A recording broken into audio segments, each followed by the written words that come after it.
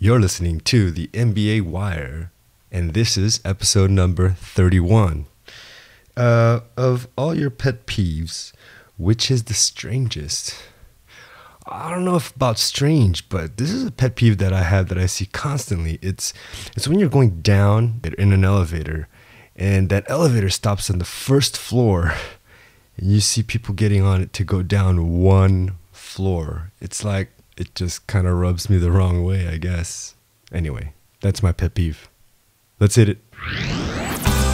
Inspirational MBA talk with successful alumni to motivate you during your application run. We go behind the scenes of every story, talk business, and show you why it's worthwhile to never give up on your MBA dream. And now, here's your host with the most, Mateo Chang.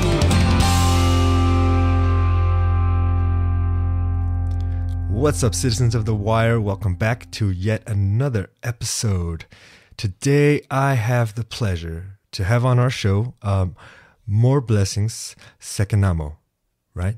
Moreblessings is from Zimbabwe and right now is a current student at Chicago Booth. Moreblessings, thank you so much for being a part of this and for conceding some of your time into giving us some insights into your journey for the MBA. Could you tell our listeners a little bit about yourself and what you're doing now? Thank you, Mateo. My name is Moreblessings Sekenhamo. I'm originally from Zimbabwe. I was born and raised and went to school there, worked prior to business school in accounting, corporate finance, and private equity with Deloitte, Ernst & Young, and a firm called Masawara PLC.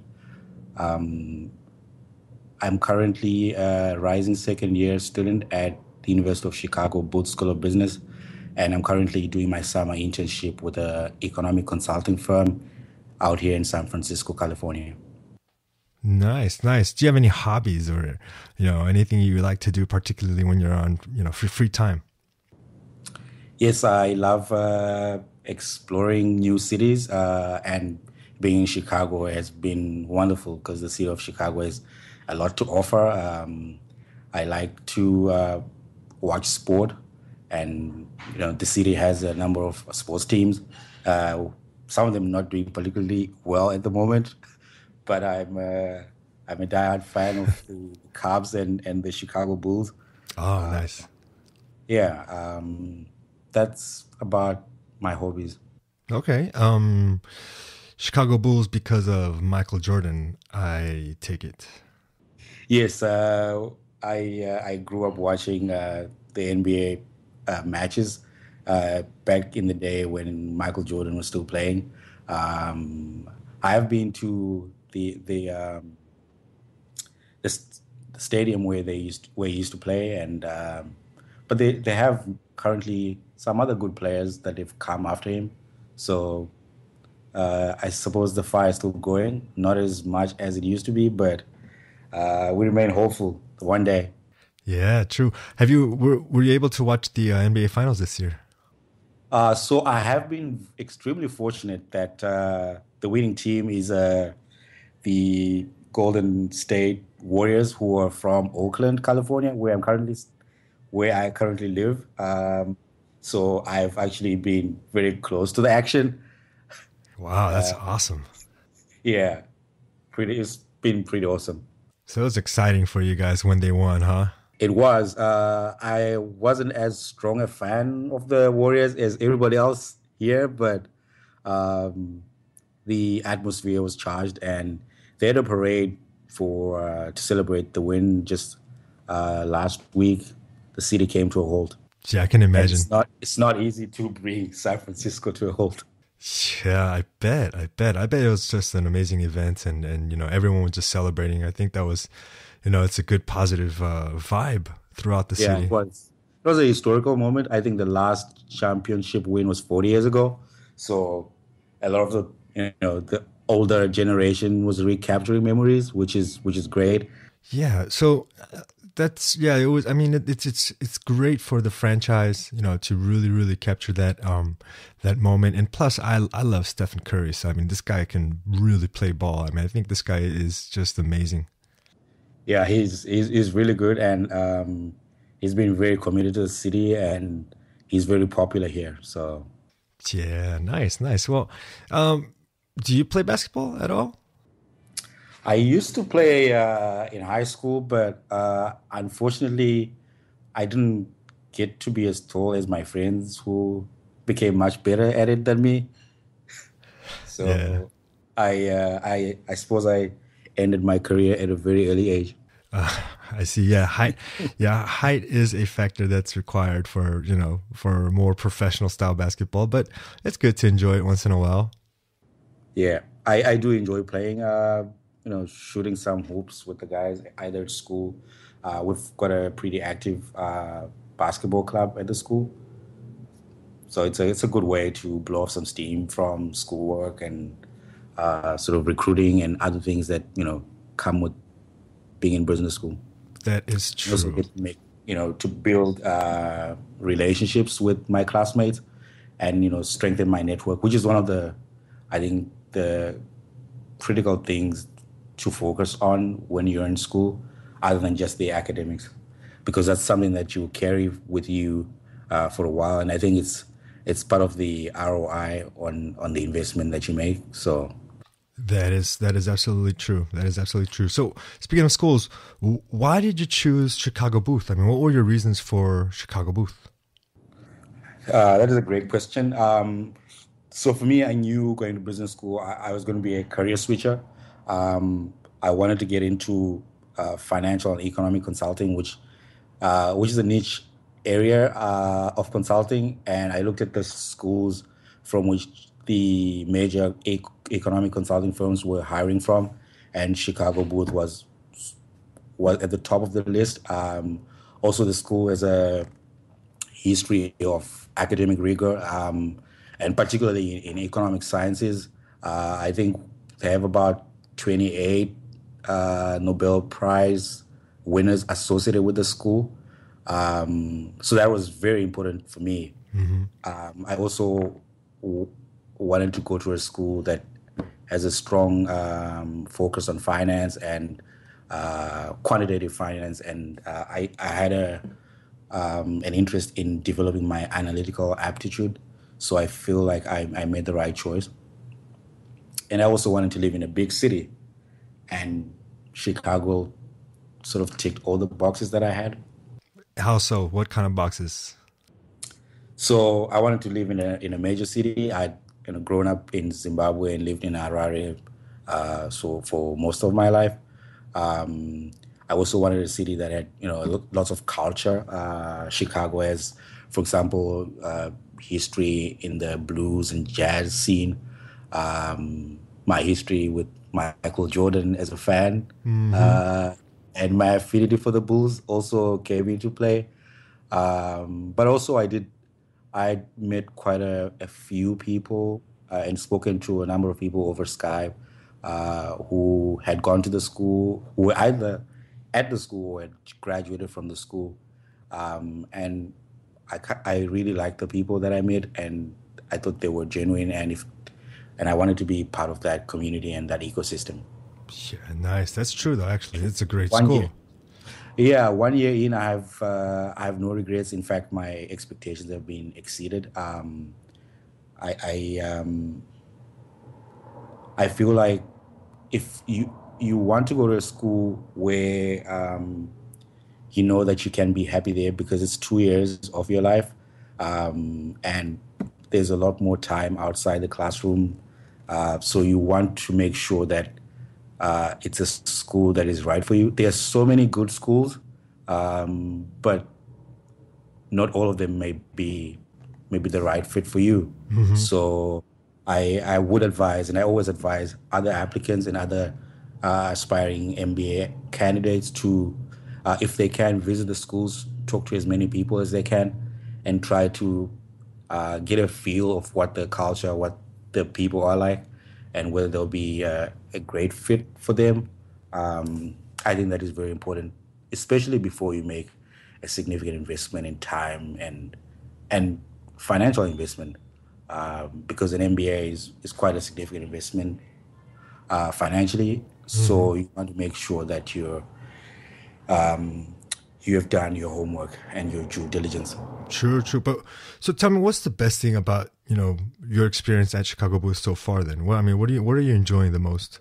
So what I've enjoyed the most, the learning environment is rich, and I think for me has been intellectually stimulating. In my class, my classmates come from various backgrounds, geographically from a number of countries. A number of them speak more than 4 languages and have worked in different industries, investment banking, consulting, private equity, and technology, and so on. So I've found that any discussion in the classroom becomes much more alive, and I find it quite interesting how an issue that I can look at from my own narrow perspective can be expanded and become much more impactful when it's looked at from a broader range of perspectives, which is what I think the diversity that Chicago Booth in particular has cultivated becomes much more valuable from a learning perspective. And that applies in the classroom and outside the classroom in terms of, club activities. And we do a fair amount of travel. Over the spring break, I was in Mauritius with a number of my classmates, which is a great experience. And that is what I've enjoyed the most. Nice, nice. Well, you still have another year, so there's definitely more experiences to enjoy. I have every intention to make the most of it. I bet. Well, okay. So we've talked about the good things. We've talked about why Booth. I would like to rewind and turn the clock back now just to kind of get an idea of the main difficulties you faced during the application process. Because the MBA Wire is basically, a podcast to motivate students through that journey. And it's hard for everybody. But this is the first time I have somebody who's applied from Zimbabwe. And, I wanted to know your perspective on the difficulties you faced. Okay. So that's actually a great question, and I'm glad you asked it.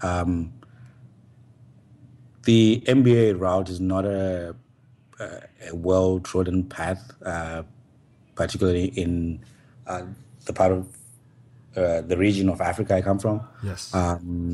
So I didn't know that many people who had actually got an MBA that I could speak to directly, which is different from a lot of my classmates who work, for example, in consulting firms or investment banking and other sort of traditional feeder industries where they could speak to people that they worked with, either who were their seniors at work, who had gone through the experience.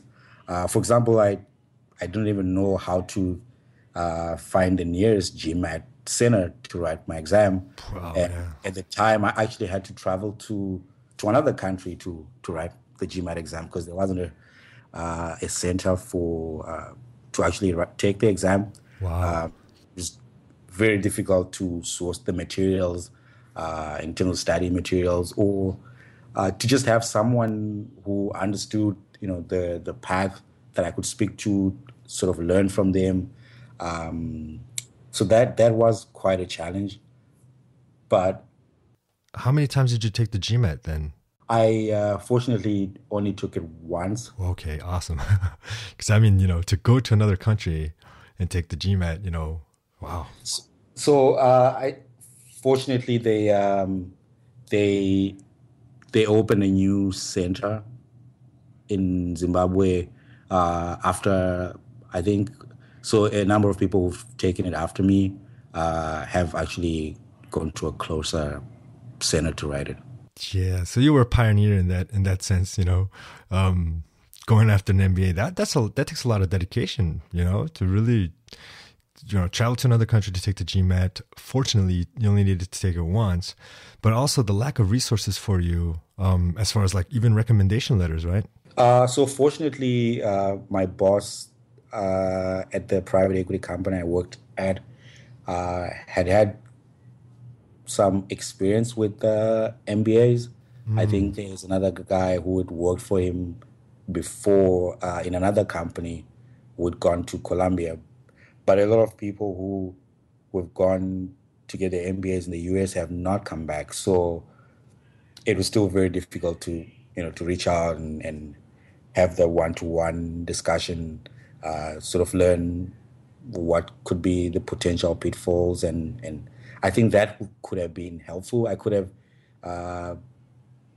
definitely saved myself a lot of frustration, and but it was a learning process, and I've been working with a number of other applicants, even to other schools, and I think from my experience, they've been able to not necessarily repeat the same mistakes that I made, but also to emulate or to sort of follow some of the good things that I was able to do. Another challenge after I got admitted, which was a day I distinctly remember. I was in a client meeting, and I got the call, and I could see it was a Chicago area code. Yeah. And because there's a whole community online on Gmat Club and Beat the Gmat and so on, which kind of gets riled up on the days that admission decisions go out. Yeah. So I knew that the calls were being made, and I'd almost given up because it was quite late in the day. They usually try and make the calls during a window of time where it's still like business hours, depending on which country you're in. But I got the call. I was happy that I was finally going to my dream school. But it was very difficult to put together the financial resources that I needed. A number of the schools, particularly in the US, have made an arrangement for financial aid for international students. But unfortunately for me, I am a citizen of Zimbabwe, which is a country under OFAC sanctions in terms of the United States foreign policy. So that meant I was not eligible for the loans that were arranged for international students. So I had to make alternative arrangements, which is very difficult because none of the traditional financial institutions in Zimbabwe would even entertain the idea. Wow. So that was quite a challenge. Oh yeah, talk about an obstacle. So how did you overcome that? I mean, like, what did you do? I pounded the pavement. I knocked on many doors, and got the answer was no many times. Eventually, I decided to take a leap of faith. I paid my tuition deposit and had some savings that I had, which could last me for at least the first quarter. I figured I would give it a try and see what happens. If the worst came to the worst, then I would come back home, and my job would still be available. Wow. So when I was at school, I still made quite an effort to get more funding. I'd fortunately been awarded a scholarship, which covered a significant portion of my tuition. But then I got in touch with a company called Prodigy Finance, who had just started a program to finance MBA loans for international students, especially those who had no access to traditional sources of funding. So they were able to come through, and even today, I still am amazed how quickly they turned the application around and how much inroads they're trying to make with the school. I currently serve as an ambassador for their program, and we've been working to get more funding available to MBA students across a number of the major schools in the US. Wow. Talk about a leap of faith, man. That is amazing. I can't even, I'm speechless right now about just the fact that, you went on just a limb there and said, you know what, I'm going to go for it. Things will be taken care of, the good things will come, and just went, you risked it all. And I was scared every step of the way. Oh, I bet. I mean, that's almost crazy nowadays, if to think about it, it's like, yeah, that's wow. Yeah, and then it's great that you were able to get a sponsorship, and then also, finally get the rest covered by Prodigy Finance. And Prodigy Finance, I mean, I'm very impressed with what they're doing in the MBA finance community. I mean, they're just providing the resources for students to live out their dreams and be able to advance their careers and professional development by financing them. And that's just amazing, man. I think, I think it's what they're doing is great, and I'm glad that that this is available to students all over the world. I mean, it just makes it easier for them. But I mean, again, I'm very impressed with your leap of faith, because that is, I mean, wow. I don't even know what to say, man. I didn't know what to say either. But it was not an easy time. It's easier to talk about it now with the benefit of hindsight. Mm-hmm. But one of the things that I really like about the Prodigy finance model is that the funding is actually generated from investments that are made by alumni of the schools. So it's sort of a crowdfunding model, which I think is great, because when I become an alum, it's one of the investments that I would be happy to make. Oh, yeah. Because I can see the tangible return. I mean, I get a financial return on my investment, but I think it creates an even bigger and more impactful return in terms of getting MBAs from international students, especially those that come from developing countries like myself. And if they eventually return to their home countries, I think they can do a lot of good and put to use some of the skills that they pick up through their MBA process. True. And it's good to know that in the near future, when another Zimbabwe candidate tries for his MBA, he has the opportunity and the availability of such a resource. That is awesome. Wow. Now, yeah. So tell me a little bit about life in Zimbabwe. I mean, I've never been. It's a place that I've heard of, but I've never really researched on or looked into. Can you tell me a little bit about that region? The country is situated on the southern tip of the continent, neighboring South Africa, Zambia, Mozambique, and Botswana.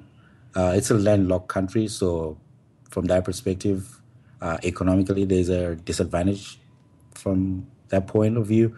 But the country is endowed with great mineral resources, and the Victoria Falls, which is one of the 7 wonders of the world, is actually in Zimbabwe. And if you have a bucket list of places to visit, I would highly recommend it. Yeah. Okay. Over the last 15 years, the economy has gone through quite a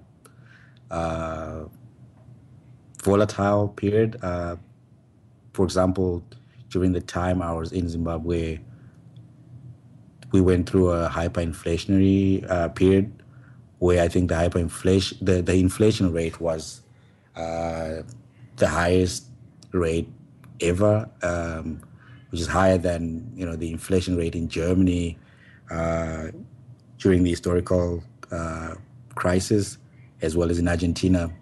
So life is very difficult for a number of our people. There's high unemployment currently, but a lot of our people are resilient, and we remain hopeful that we can find a solution to the current challenges and turn the potential that the country has to be one of the major economic powerhouses on the African continent, which I think is definitely possible if we can be able to find solutions to the current challenges. Do you plan on doing something in regards to that after your MBA? Or, I mean, where are you going from here? I mean, after your MBA, do you have any ideas of your future objectives? Yeah, so currently I'm working with a econ consulting firm here in San Francisco. So and I work with some of the best minds in the field of finance and economics.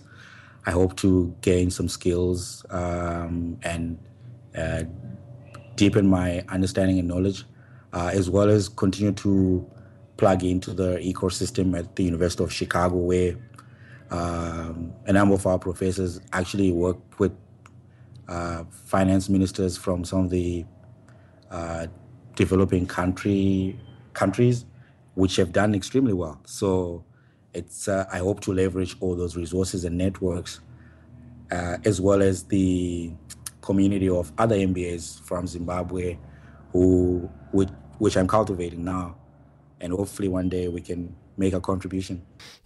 Social initiatives and having an impact, especially on your, hometown and stuff, that's pretty cool. I think that's great that, a lot of the MBA students that I've spoken with always have that in mind. How do I help the community? How do I improve?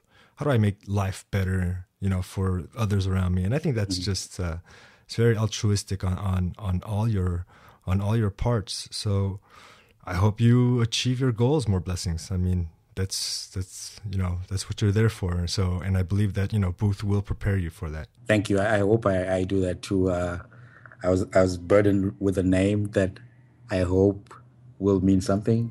Yeah. And it's I hope to be a blessing.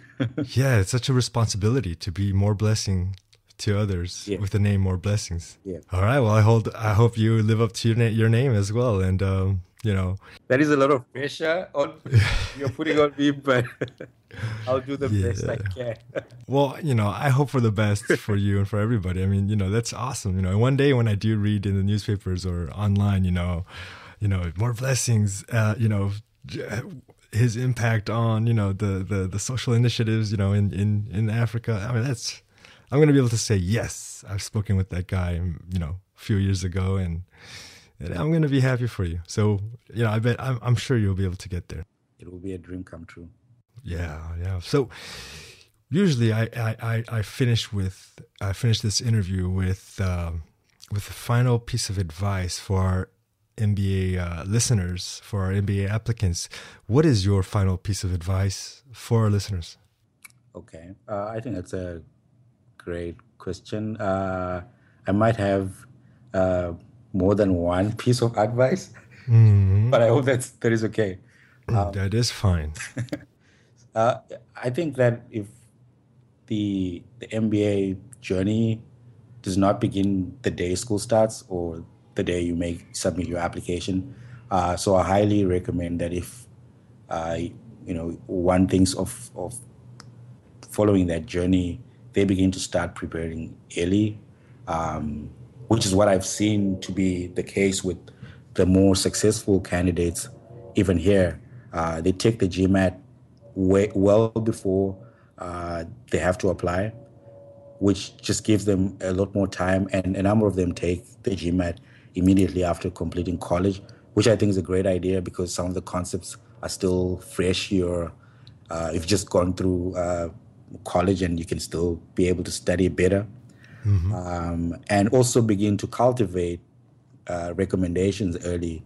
There's a difference when one approaches someone for recommendation a month before the recommendations due, as opposed to taking a 2-year time plan, discussing your goals with your mentors and those who you hope to write your recommendations, and also beginning to be involved early in other extracurricular activities that are close to your heart that, can shape you and make you a more well-rounded person.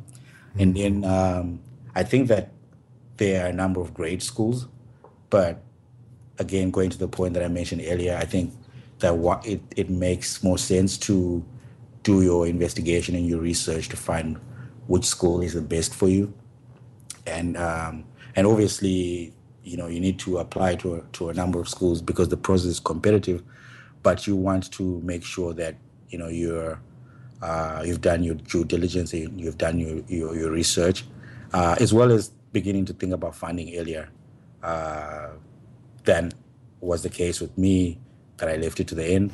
Not that there was much I could have done about it before, but I think it's a good idea to have a longer term horizon and to begin to put your ducks in a row, as well as begin to think about what you want to do in terms of recruiting, in terms of the career you want to follow, because I think that can also guide in terms of the schools you select, because there are some schools which are great at placing in finance and others are better at doing so maybe in technology. So you want to be able to have an idea of, I know a lot of people go to business school to explore their interests, which is a great idea, but it helps to have some idea of what you want to pursue. I think that will help you to be better prepared. For example, a number of the consulting firms and banks have events prior to school starting. So if you have already given some thought to that, I think that will be great. True. Wow. So many insights there. A great amount of advice for our listeners. That is awesome. Thank you. More blessings. Thank you, Mateo. Well, I just want to thank you so much again for doing this with us. I mean, this is awesome. I think, it's at first, when I first started this podcast, it was hard to get people to do interviews. But, as we go along, it's been such a great, a positive experience, and more people are willing to do an interview. And I just want to thank you for conceding your time again. More blessings, even during this period where you are doing your internship. So, the MBA Wire thanks you for that. Thank you very much for inviting me. And I think it's a great initiative that you're doing. Who knows what impact it might have had if I'd had access to such resources at an earlier age. It might have probably made my journey a lot less winded. Thank you for that.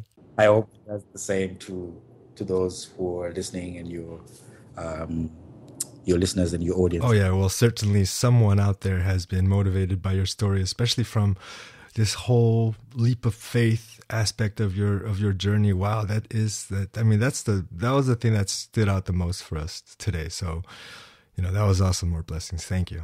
I figured if I would take a leap of faith, it might as well be a quantum leap, right? Yeah. What a leap. Wow. Citizens of the Wire, there you have it. Just another amazing episode talking about leap of faith and obstacles from developing countries. Wow. Hope you guys got great insights from this. That's it for our episode today. I will catch you next time on the MBA Wire. Take care.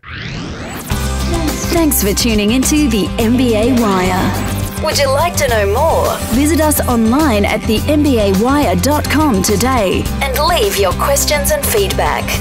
While you're there, sign up for an exclusive free audio series to help you strengthen your MBA interview. Thanks for listening, and we'll see you next time on the MBA Wire.